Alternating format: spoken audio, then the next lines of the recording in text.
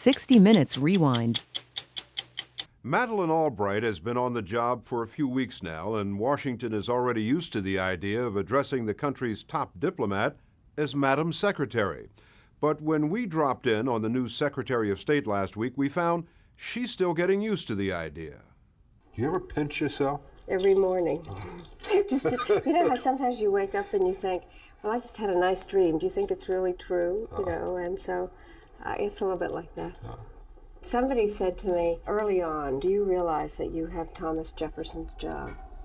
And that kind of a little awe there. John Marshall? Yes. This entire hall is filled with former secretaries of state, and it gives you a great sense of history, and I have to think that I'm now at the end of this line. What do you want people to know about you? I want them to know everything about me. I am somebody who likes to have people know about me. I am not a secretive person. One thing about Albright that is no secret is that she came to America as a child, a refugee whose family fled Czechoslovakia twice, first from the Nazis, then from the communists. But there were some things about her life that even Albright didn't know until just a few days ago. With the opening up of Czechoslovakia and with my naming as Secretary of State, there has been some very compelling information that the Washington Post found, that my family was indeed of Jewish origin and that my grandparents may in fact have died in a concentration camp. And this was all unknown to you? Totally. I was raised Catholic, and my parents were very political and saw the story as one, or their explanation to us was that they left for political reasons. What Albright claims she just learned is that 2 and possibly 3 of her grandparents were rounded up by the Nazis and taken to Auschwitz, where they died. At the time, Albright, her sister, and parents were refugees in London. Her parents never told her that they had converted to Catholicism in the 30s, and only told her that her grandparents had died in the war. This new chapter in her family history has come as a surprise to Albright, who had been very close to her parents, particularly her father, Joseph Korbel, a Czech diplomat who was serving at the United Nations in 1948 when the communists took over in Prague. Were you very serious as a young girl, a young woman? Yes, I was. I remember the war distinctly. We were in London during the Blitz. I remember what it was like to come out of the air raid shelter and see London bombed. And then I was sent to school in Switzerland by myself when I was 10, so I was pretty serious. I think I was pretty boring in high school. I was a foreign policy wonk even then.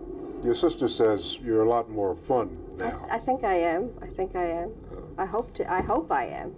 I know that fun for you is working hard, but you have to do something to get away from this. I have a farm not far from here, and nobody would ever recognize me on the farm as I play around in my garden barefooted, and I go to the movies, and I knit, but there's an awful lot to do. You're having fun at it. Yes, so far so good. Young Madeleine Korbel, as a new immigrant, tried to have fun too, but her father maintained a certain old-world outlook. Believe it or not, my father used to follow me on dates. He would let the poor boy drive me to the dance, follow us, and then insist that we be driven home. And to this day, I will never forget the mortification when he made me get into his car while my date followed me home, and then invited this poor boy in for milk and cookies. I didn't see that boy again. And a chat with him? That too. Albright says she tried to be less protective when raising her 3 daughters. They were there in the Oval Office last month holding the family Bible when Albright was sworn in as Secretary of State, the senior cabinet member and the country's top diplomat. So help me God. So help me God. Congratulations, Madam Secretary.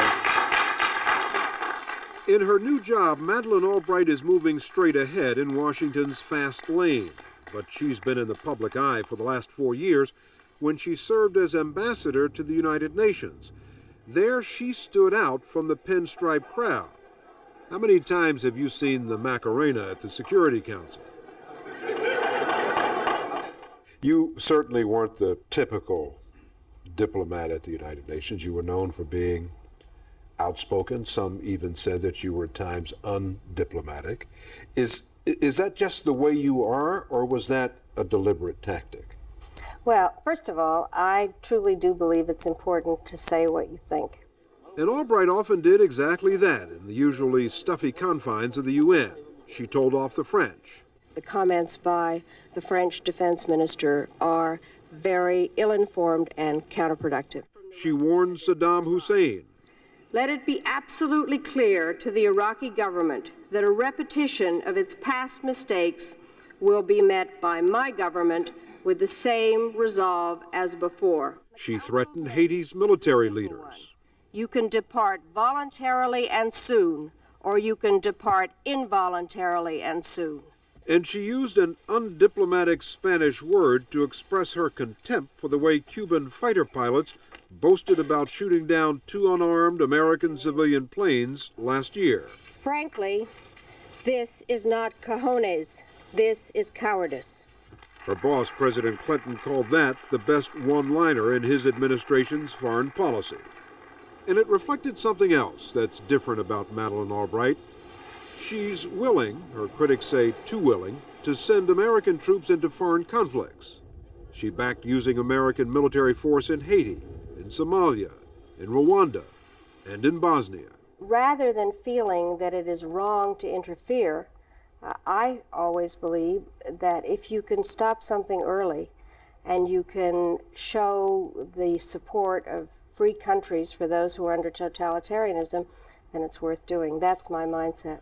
There are a lot of people who would read that as your willingness to put American military, men and women, in harm's way. The ability of America to marry force and diplomacy is something that is very important to the maintenance of our values. And I think that we have to be very, very selective when we think about using our military, but we can't be afraid to. Diplomacy was not in her career plan in college. She covered politics for the student newspaper and wanted to become a journalist. 3 days after graduation in 1959, she married Joseph Albright, a reporter and heir to a newspaper fortune. But his job stood in her way. One of my husband's editors actually said to me, honey, you may want to be a reporter, but you can't be on a competing paper and you can't be on the paper that your husband works on, so why don't you find another career? And I did, and I didn't fight it. So you could have been a journalist? I could have. Could have ended up covering the State Department? Well, I could have, and I could have asked nasty questions. Do you get peeved at all when people focus on appearance rather than substance? What is noted, what I have on, or whether I'm going to have a facelift, I think that kind of gets me down. I haven't had a facelift, by the way. The story will continue after this. Albright had her first children, twins, in 1961, but she was determined to have a career as well. She went to graduate school and got involved in politics. She worked on Capitol Hill for then-Senator Ed Muskie, and then moved to the Carter White House as an aide to the National Security Council. When you went to work for Senator Muskie, your first paying job, you're 39 years old, you must have felt you had a lot of catching up to do. Did you have a plan? I never had a plan, and I've said this to a lot of young women, is that the only plan I ever had was to try to use the knowledge that I had, work hard and have a good time. My version of good time. Which is? Which is to work hard and make a difference, as hokey as that might sound. If Albright's professional life had a hokey storybook quality, not so her personal life. What would you say was the greatest setback in your life? Well, a diversion from plan, I must say, was my divorce, probably, in that I had not expected that. And I had expected to continue in what I was doing and live happily ever after. You didn't see it coming? I certainly did not, no. Did that change you in some way? Did you become more determined? Did you feel you had something to prove? No, I think it made me more self-reliant, though. I think if it taught me anything, it was to rely on my own judgment and to do what I needed to do for my daughters and for myself. After the breakup of her 23-year marriage, Albright got a job teaching international relations at Georgetown University in Washington. But she tried to teach the women in her classes something else. To interrupt. I found that as a woman, kind of working my way up in the government, was that women often wait too long in meetings to make their views known. And then all of a sudden some man says whatever it is that you were going to say, and everybody thinks it's brilliant. So I basically taught people never to raise their hands and interrupt. And I think that that's what women need to do.